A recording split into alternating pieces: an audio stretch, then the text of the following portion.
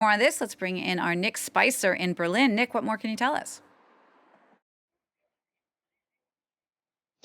Well, the story comes from Correctiv, which is an independent investigative research platform.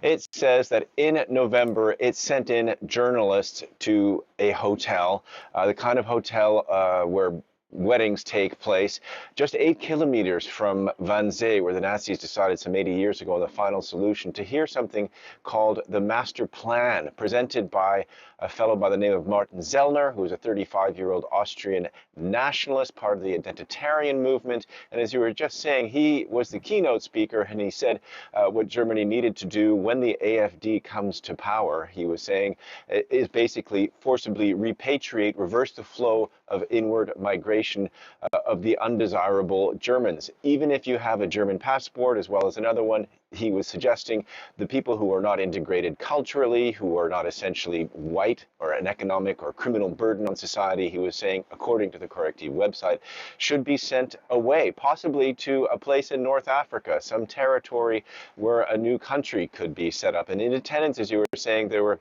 members of the AfD, including the right-hand man to the deputy leader, Alice Weidel, who's considered the sort of shadow secretary general of the party. And then the website went on to give the reactions of the various participants, many of them saying, oh, well, it wasn't quite like that. But if you just look at the organization, the attendees were asked to provide 5,000 euros in donations to a new network, and they were only summoned to it by letters because through the post, snail mail, because the organizers were afraid that it would be discovered, and it was. Nick, the AfD is polling in first place in all 5 of Germany's eastern states, 3 of which are holding elections later this year. Tell us a bit more about the AfD's rise politically. Well, it's been a rise.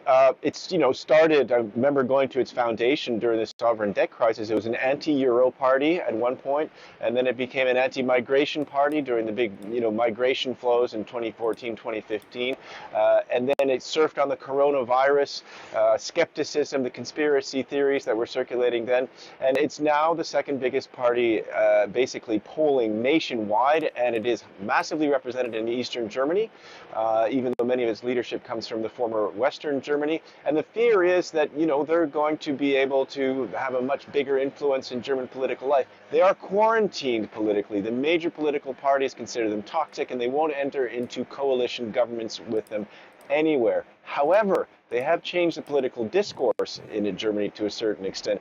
And the Interior Ministry here, Nancy Faeser, said that was the real danger here about this secret meeting. It was that the intelligence services in Germany, which are committed to upholding the Constitution, have to pay attention to what's going on with meetings like this, because they represent ultimately, whatever the electoral scores here and there, a danger to German democracy. Nick, thank you for that. That's Nick Spicer for us reporting from Berlin.